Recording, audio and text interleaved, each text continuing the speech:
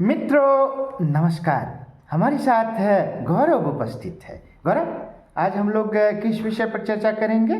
Sir, आज हम लोग का विषय है जैन धर्म। जैन धर्म, खासकर जो 23वें तीर्थंकर है पार्श्वनाथ, उसके बारे में चर्चा करेंगे। हाँ, एक सुपार्श्वनाथ भी हुए हैं, वे कैवे तीर्थंकर थे, 7वें तीर्थंकर थे। लेकिन जो पार्श्वनाथ हैं उनकी ऐतिहासिकता ज़्यादा प्रमाणित है। जी बिल्कुल। तो आज गौरव सविस्तार पार्श्वनाथ के बारे में बताएगा। शुरू कीजिए गौरव। जी सर। पार्श्वनाथ जो है वो जैन धर्म के 23वें तीर्थंकर है और उनका जन्म जो है वो काशी में जो है 872 बीसी में हुआ था।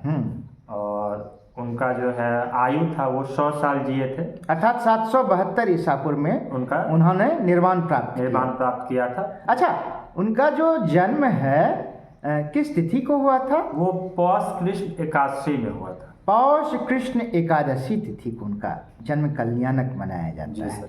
उनके माता पिता का आप नाम बता दें। जी सर, उनके जो पिता थे वो काशी के राजा अश्वसेन, उनके वो पुत्र थे। और उनकी माता जो है वो वामा देवी थी। वामा देवी, बहुत ही अच्छा। पिताजी का नाम था काशी के राजा अश्वसेन और माता का नाम वामा देवी। अच्छा, जब पार्श्वनाथ माता वामा के गर्भ में थे तो माता ने कुछ अनुभव किया था क्या? जी सर, उन्होंने जो है 16 जो है उनकी माता ने एक स्वप्न देखा था। स्वप्न में 16 प्रकार की घटनाएं, चीज़ें उन्हें दिखाई दी थी, है ना? और जब उन्होंने जन्म लिया था तो उनके शरीर में किस जंतु का चिन्ह था? जी सर, वो सर्प का था। सर्प का था। उनका वर्ण कैसा था? उसका वर्ण जो था वो श्याम जैसा कह सकते हैं, ब्लू, डार्क ब्लू कह सकते हैं। हाँ, एकदम जो घनघोर नीला है वैसा उनका वर्ण था। उनकी ऊंचाई कितनी हाथ थी? उनकी ऊंचाई 9 हाथ थी सर। 9 हाथ की ऊंचाई थी। अरे बाप रे, इतने ऊंचे थे, इतने लंबे थे। उसका प्रतीक चिन्ह भी सर्प ही था। प्रतीक चिन्ह सर्प ही था, है ना? क्योंकि शरीर में वो सर्प का चिन्ह पहले से विद्यमान था। और जितनी भी उनकी प्रतिमाएं हैं वो सभी भारतवर्ष में, उन्हें कैसे प्रदर्शित किया जाता है? वो सर्प के साथ ही प्रदर्शित। हाँ, पीछे सर्प ऐसे इस प्रकार से, है ना? तो अब गौरव हमें यह बताएगा कि उन्होंने कितने वर्ष की अवस्था में गृह त्याग किया था? उन्होंने सर 30 वर्ष की अवस्था में जो है गृह त्याग किया और जो है सबसे कम समय में है उन्होंने ज्ञान प्राप्त किया। मात्र 284 दिन। नहीं, 284 नहीं, सिर्फ 84 दिन में। 84 दिन, सॉरी सर, हाँ, सिर्फ 84 दिन में उन्होंने क्या कर लिया? ज्ञान प्राप्त किया। जैन धर्म में सर्वोच्च ज्ञान को क्या कहते हैं?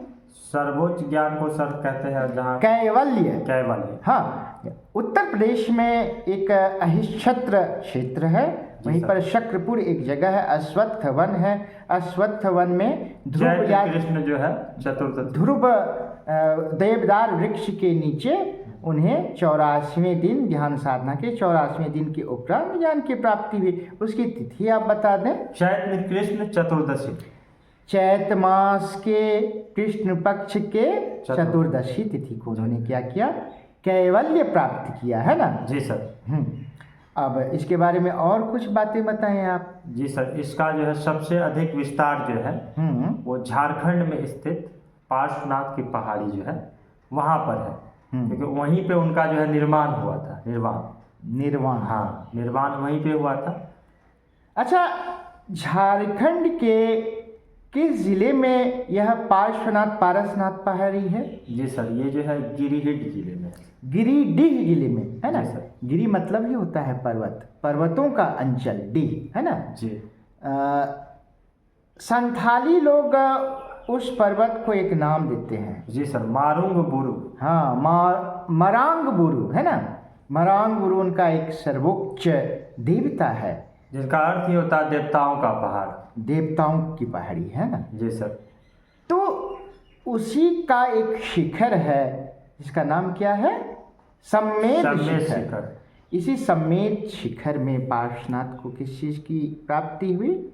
निर्वाण की, जिसको एकाग्रता का प्रकाष्ठा कहा जाता है। एकाग्रता की प्रकाष्ठा, है ना? जी sir. The zenith of concentration.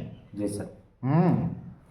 और ऐसा कहा जाता है गौरव कि उस पारसनाथ पर्वत में 24 में से कितने तीर्थंकरों ने निर्वाण प्राप्त किया था?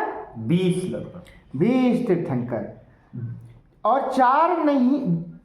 4 ऐसे तीर्थंकर जिन्होंने वहाँ पर निर्वाण नहीं प्राप्त कर अन्य जगह पर निर्वाण प्राप्त किया, उनके नाम भी हमारा गौरव बोलेगा। जी सर, उसमें जो है जैसे कि आदिनाथ थे। पहला आदिनाथ, उन्हें कैलाश क्षेत्र में निर्वाण की प्राप्ति हुई। उसके बाद सर 12वें पूज्य था वासुपूज्य।